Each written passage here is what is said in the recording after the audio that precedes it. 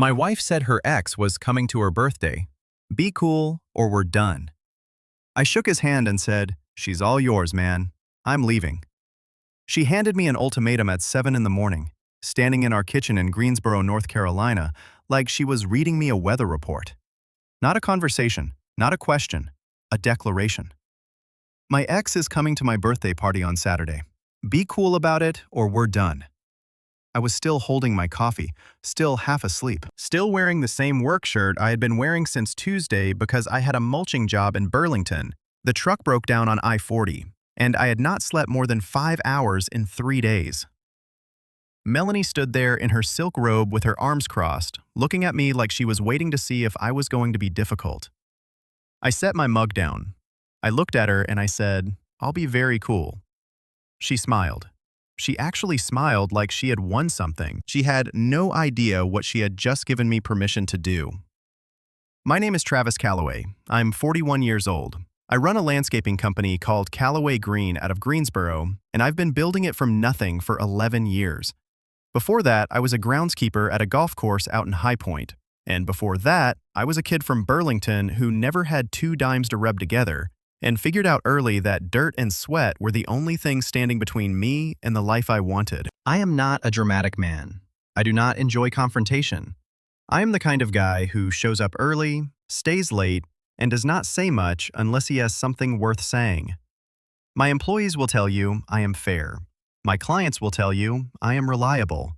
My neighbors will tell you I wave when I drive by. But what happened at Melanie's birthday party last Saturday in our house, in front of her friends, her sister, her co-workers, and the man she had the nerve to invite, was the most deliberate, calculated, quietly devastating thing I have ever done. And I want to tell you every single detail of how I got there. Because this story did not start with an ultimatum on a Tuesday morning. It started 3 years ago, and the ending she never saw coming had been building the entire time. Before we get into it, if this is the kind of story you came here for, hit subscribe, leave a comment below, and tell me if you have ever been pushed to the point where the calmest thing you could do was also the most devastating, because I want to hear it. And hit the like button, because what I'm about to tell you is something I have never told anyone outside of my brother and my attorney. I met Melanie Donahue 8 years ago at a fundraiser for Guilford County Schools. She was a marketing coordinator for a mid-size healthcare company downtown. Pretty, sharp, the kind of woman who could walk into a room and make people feel like they had been waiting for her without even knowing it. I was there because one of my commercial clients had bought a table and invited me along. I spent most of the night standing near the bar, feeling underdressed. She came over and asked if I was having a terrible time. I told her I was having only a moderate amount of a terrible time. She laughed. That was it. We dated for 2 years before I proposed. We got married at a venue out on Lake McIntosh. It was an outdoor ceremony in late October. The maples were turning. Her father walked her down the aisle, shook my hand afterward and said, "You take care of her." It was not a question. I said, "Yes, sir," and I meant it. For the first 4 years, things were good. Not perfect. We had our friction the way any 2 people with separate lives and shared space always do. She wanted to move to a bigger house in Fisher Park. I thought we should wait until the business was more stable. She thought I worked too much. I thought she spent too freely. Nothing catastrophic, just the normal negotiation of 2 lives running alongside each other. Then, Melanie was promoted to Director of Marketing. New title, new salary, new schedule, new confidence. And with that new confidence came something else, a reconnection with the part of her life that existed before me. The ex's name was Donovan Marsh. Let me tell you what I knew about Donovan Marsh. He was 44. He grew up in Charlotte. He worked in commercial real estate, which in his case meant he talked about deals a lot and actually closed them sometimes. He drove a black Range Rover. He wore cologne that cost more than I made on a Saturday. He had the kind of jawline and smile combination that made women say he was charming and made other men say he was full of himself. Both groups were probably right. He and Melanie had dated for 3 years before she met me. She told me the basics early in our relationship. It had ended because he was not ready to settle down. They had stayed in loose touch through mutual friends. She described it as over and done, not worth much conversation. For 4 years, I had no reason to think about Donovan Marsh at all. Then, Melanie's company hosted a regional conference in Charlotte, and she came home 2 days later in a way I had not seen before. Lighter somehow, talking faster, mentioning a dinner she had gone to with colleagues where she had run into some old friends. She did not say his name. She did not have to. I was not suspicious exactly. I was just paying attention. And when you pay attention, you start noticing things. The way her phone screen was suddenly always face down. The way she would step outside to take certain calls. The way when I asked casually who she had been texting, she would say, "Just Brittany from work," without quite looking at me. I am not a man who tears through his wife's phone or hires a private investigator. That is not who I am. But I am a man who pays attention to patterns. And the patterns were telling me something. 3 months after the Charlotte conference, Donovan came to Greensboro. He had a client meeting at a development site out near the airport. Melanie mentioned it so casually over dinner, saying, "Oh, Donovan's going to be in town this week. We might grab coffee," that it was clearly designed to sound like nothing. I nodded. I said that was fine. She came home that evening with that same strange lightness, and I decided right then that I needed to be honest with myself about what I was watching. What I was watching was a woman who was starting to look back. I have thought a lot about why people look back, and I think it has very little to do with the person they are looking at. Donovan could have been anyone. He could have been a bartender she met at a bachelorette party, or a guy from high school who friended her on Facebook. The looking back is not about the specific destination. It is about the feeling that your current life has walls, that something essential got left behind somewhere, that there is a version of yourself out there still waiting to be claimed. I understood that feeling. I had it myself years back when I was still grinding at the golf course in High Point and watching my old college roommate buy a house while I was still renting a 2-bedroom apartment near UNCG. I used to drive sometimes with no particular direction, just letting the truck find its way down roads I had not been down before, like I was looking for something I had missed the first time through. What I found eventually was that the looking back only stops when you decide to be fully present in the life you have actually built. Some people make that decision, some people do not. The difference I have come to believe is not about the life, it is about the person. Not necessarily leaving, not necessarily doing anything wrong, but looking back. The way people do when they start feeling restless in the life they have, and the life they left starts to glow in their memory. I did not blow up. I did not make ultimatums. I did what I have always done when I face a hard situation in business or in life. I got very quiet. I paid very close attention, and I started making decisions with the end in mind. The end I had in mind was not the one she was steering toward. Over the next 6 months, I had 3 conversations with Melanie about how I was feeling. Not fights, conversations. I told her that I felt like she was pulling away, that something had shifted and I did not know how to reach her. Each time she reassured me. She said I was overthinking. She said she was just busy with the new role. She said we were fine. She kept saying we were fine. And every time she said it, she made less eye contact than the time before. The last conversation was in November. We had gone to dinner at Crafted downtown on Elm Street, a place we used to go every anniversary. I told her I needed us to talk, really talk, about where we were headed. She had her second glass of wine before I finished the sentence. And then she said something I have turned over in my mind 100 times since. She said, "Travis, I love you, but sometimes I feel like I married the safe choice." I did not respond right away. I looked at the table. I looked at my hands. I thought about 11 years of working before sunrise in the summer heat of Greensboro because I was building something I was proud of and wanted to share with someone I loved. I thought about the house we bought together, the vacations we took, the way I sat with her through her mother's surgery for 4 days without leaving the hospital. I thought about what it meant to be someone's safe choice. Then I said, "That's good information." And I signaled the waiter for the check. She tried to walk it back. She said she did not mean it like that, but we both knew she did. That was November. Her birthday was in March. The birthday where she informed me at 7 in the morning over coffee that Donovan Marsh was going to be in attendance and I was expected to behave myself. Between November and March, I had been doing some quiet reconstruction of my own life. I called my brother Owen, who lives over in Durham and runs a financial planning practice. I told him the truth about where things stood. He listened without interrupting, which Owen never does unless something serious is going on. Then he said, "How long have you been waiting to have this conversation?" I said, I was not sure. He said, "Get your paperwork in order, not because you've decided anything, because a man who knows his own numbers has options." I did what Owen said. I met with an attorney named Sandra Pierce, a family law attorney with an office on North Elm Street. I did not file anything. I was not ready for that. I just wanted to know where I stood, what was mine, what was shared, what a split would look like if it came to that. She walked me through it, clearly. She was calm and specific, and she made me feel like I was handling a business problem, which was exactly what I needed. I left her office feeling not lighter exactly, but grounded, like I could see the whole board.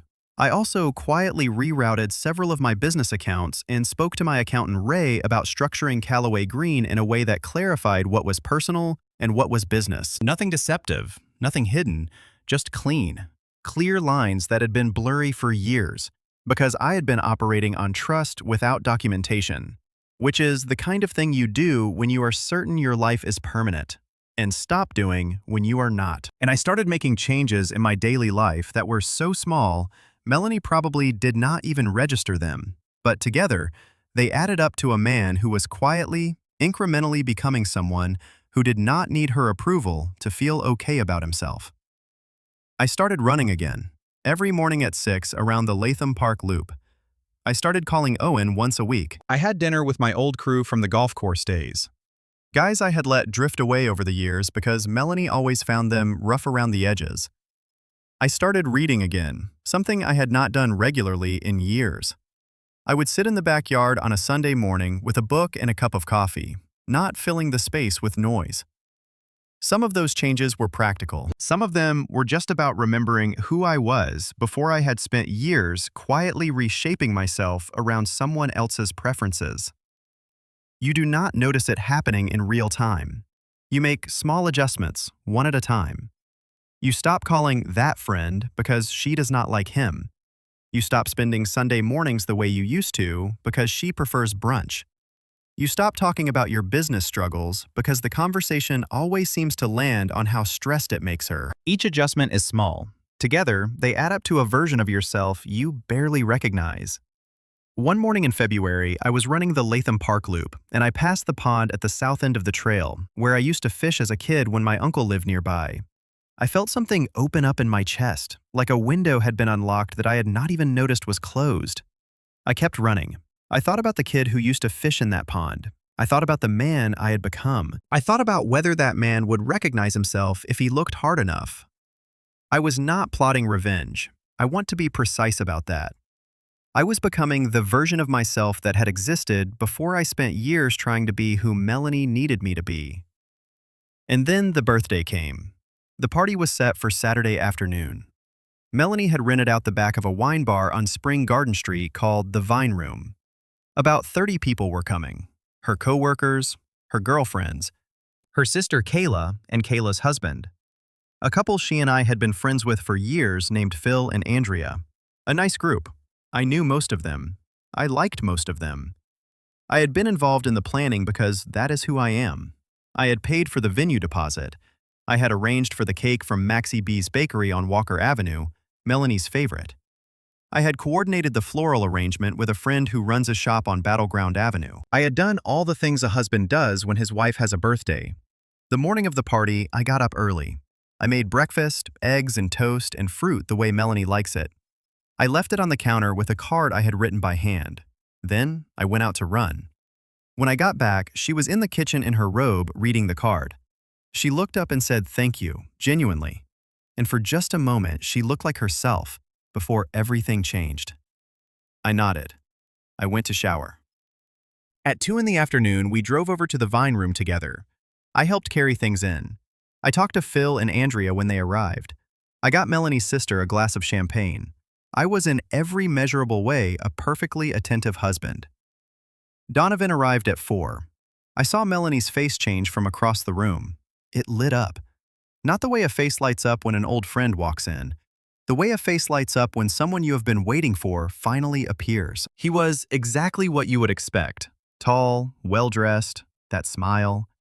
He came in and the room shifted slightly around him the way rooms do around people who are accustomed to being the center of attention. He hugged Melanie for a beat too long. He said something in her ear that made her laugh and touch his arm. I watched all of this from where I was standing near the bar. Phil came and stood next to me. He looked at Donovan, then at me, then back at Donovan. He said, "You doing okay?" I said, "Absolutely." He nodded slowly. He had known me long enough to know what that meant. What followed next was about 45 minutes of the most quietly mortifying thing I have experienced in a marriage. Donovan moved through the room like he already knew everyone, because the truth was, Melanie had probably been talking about him enough that some of them already felt like they did. He found my wife in every conversation. He refilled her glass. He touched the small of her back when he leaned in to look at her phone as she showed him something. Nobody acknowledged me. Not deliberately. Not cruelly. Just that they had all been arranged around the sun of this man's arrival, and I was standing in a different orbit. I watched. I stayed calm. I talked to Andrea. I talked to Melanie's coworker Denise, who told me I had to try the brie, and I said I would. I smiled when I was supposed to smile. I refilled my own glass. And then, at around 4:45, Donovan walked toward the entrance to take a phone call. I set down my glass, I straightened my jacket, and I followed him out. He was standing just outside the door on Spring Garden Street, facing the parking lot, phone to his ear. He saw me come out and held up a finger. 1 second. I nodded. I waited. He finished his call. He turned to me. He extended his hand. "You must be Travis," he said. Big smile, confident handshake. The handshake of a man who had been told something about me and was not worried about it. I shook his hand, firm, steady. I looked him in the eye and said the thing I had been building toward for months. "Donovan, good to finally meet you. Listen, I want to say something and I want to mean it." I kept my voice even and quiet, the way you talk when you want someone to actually hear you. "She's all yours, man. I was just leaving." He stared at me. I said, "Take good care of her." Then I walked back inside. I picked up my jacket from the stool where I had left it. I said goodbye to Phil and Andrea.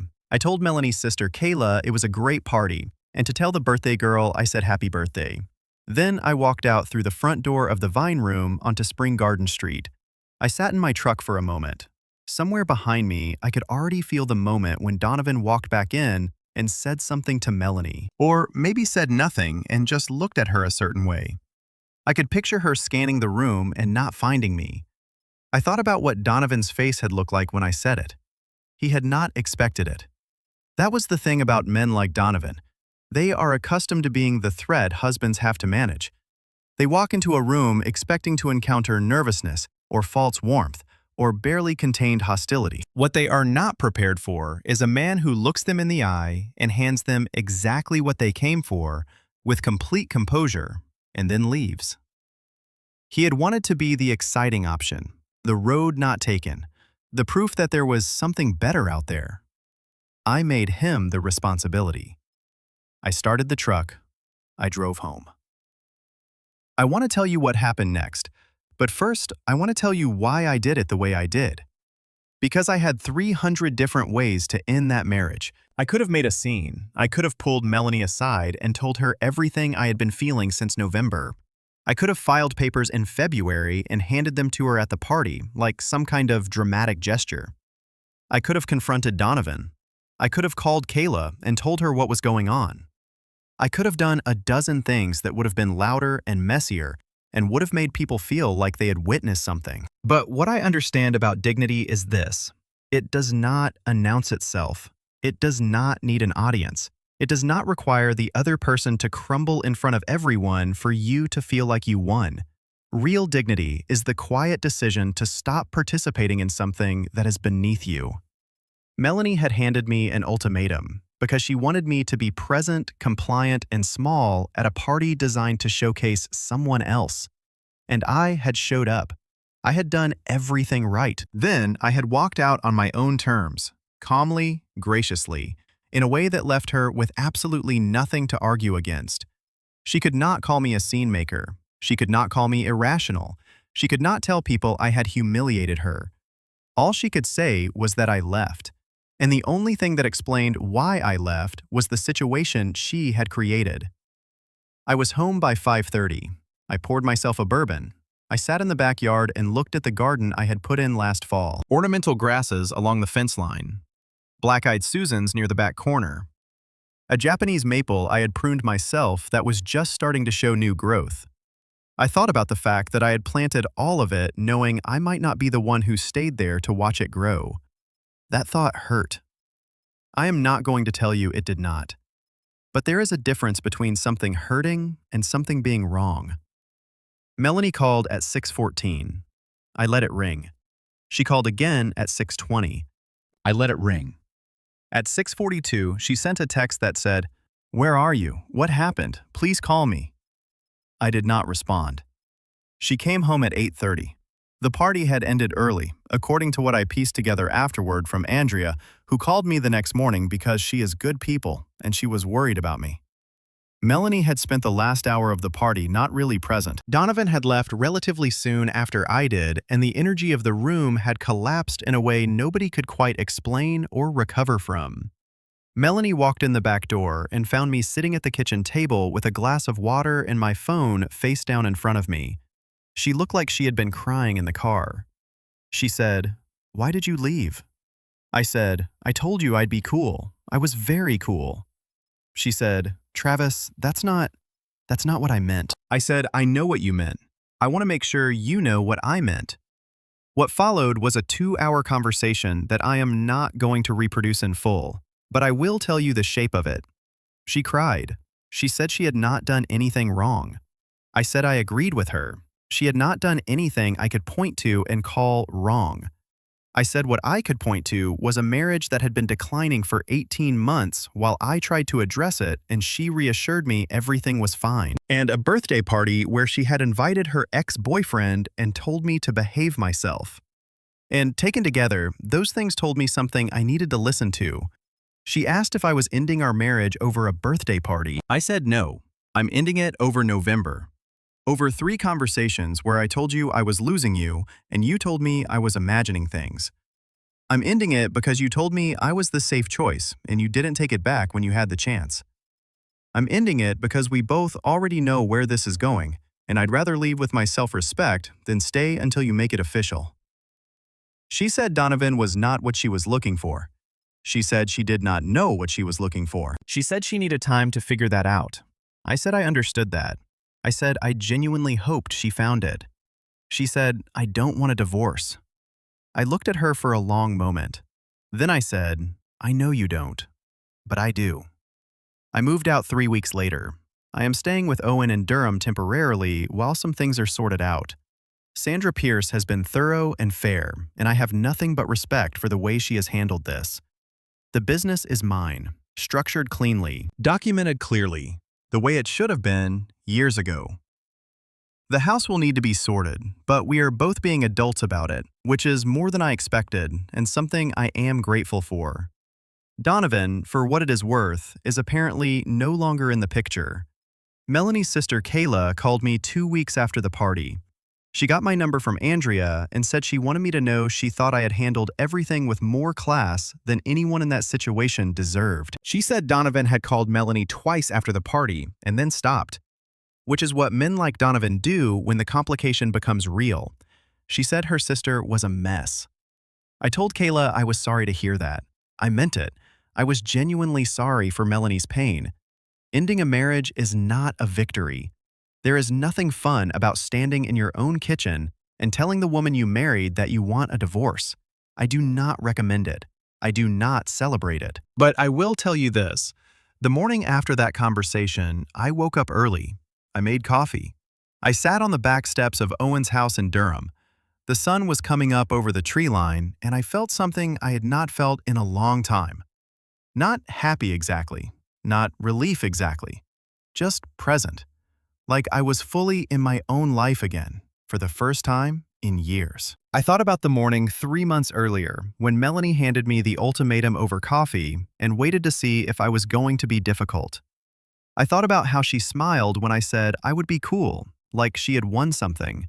She had won a party with her ex in it. A party where I showed up, did everything right, and left on my own terms. A party that ended the moment I walked out. Not because I made a scene, but because the one person holding the whole thing together had quietly decided he was done. I was very cool. I kept my word. People ask me sometimes what I would have done differently. The honest answer is, I do not know that I would change much. I stayed too long, maybe. I had those 3 conversations instead of one trying to give something a chance that had already stopped trying. But I am not angry about it. You owe something to a marriage you meant when you made it. I meant mine. I stayed until I was certain there was nothing left to stay for. My company is doing fine. We landed a contract with a commercial property management group in Greensboro last month that is going to keep my crew busy through the fall. I hired a new site manager named Brendan who has good instincts and shows up when he says he will, which is all I have ever asked of anyone. I am running in the mornings. I am sleeping the way a man is supposed to sleep. Some mornings I drive through Greensboro on my way to a job site. Down Elm Street past Crafted, where Melanie and I had that dinner in November. Out along Battleground Avenue, past the flower shop where I ordered her birthday arrangement. Up through the neighborhoods where my crews are working. And I feel the city differently than I used to. Not heavier, not sadder, just more honestly. Like I am seeing it without the filter of a relationship that had stopped being honest a long time ago. I talk to Owen twice a week now. He keeps asking when I am going to move back to Greensboro permanently and stop being a house guest. I tell him I will do it when I find a place that feels right. He says I am being picky. I say that after everything, I have earned the right to be picky. He cannot argue with that. I have thought about what I would tell a younger version of myself. The version who was standing at that fundraiser in Guilford County, watching a pretty woman cross the room in his direction. I do not think I would tell him not to go through with it. I do not believe in that kind of second guessing. Every experience I had in that marriage, the good years, the hard years, the slow decline, made me the person sitting here telling this story. I do not throw that away just because it ended. But I think I would tell him this. Pay attention to how someone talks about the life they almost had. Pay attention to whether they are proud of what they chose or whether they carry their choices like a weight around their neck. Because a person who has made peace with their own decisions is the only kind of person you can build something real with. Everyone else is just passing through, on their way back to somewhere they left. There is a Japanese maple in the backyard of a house in Greensboro that I planted and pruned and will not be there to watch grow. That still bothers me. It probably always will. Some things you lose and they stay lost. But most things, it turns out, travel with you. Dignity travels. Self-respect travels. The knowledge of who you are when someone tests it goes everywhere you go. I stood at the door of a wine bar on Spring Garden Street. I shook a man's hand. I told him she was all his. And in doing that, I took back something I had not even realized I had been giving away for 2 years. Not to him, not to Melanie, just back to myself. That is the whole story. If it meant something to you, if you have been in that kitchen or that party or that conversation where someone tells you that you are the safe choice and waits to see what you do, leave a comment. Tell me where you are in it. I read every one. Subscribe if you want to hear more. Like this video if it hits somewhere true. And remember, the coolest thing you can do sometimes is not saying nothing. It is saying exactly the right thing once quietly and then walking out. I will see you next time. I am going to be straight with you. I did not win because I walked out. I won because I stopped waiting for her to choose me. And that is the part nobody talks about. We spend years being patient, being understanding, being the safe choice. Like that is something to be ashamed of. Reliable is not boring. Loyal is not weak. And the moment you realize your worth is not up for someone else to decide, that is when everything changes. I did not leave that party in anger. I left with my dignity intact. And honestly, that is the hardest thing any of us will ever do. So if you are sitting somewhere right now, feeling like the person you love is looking past you, hear me. You do not have to perform to be chosen. And if they cannot see that, then, like I said, she is all yours, man.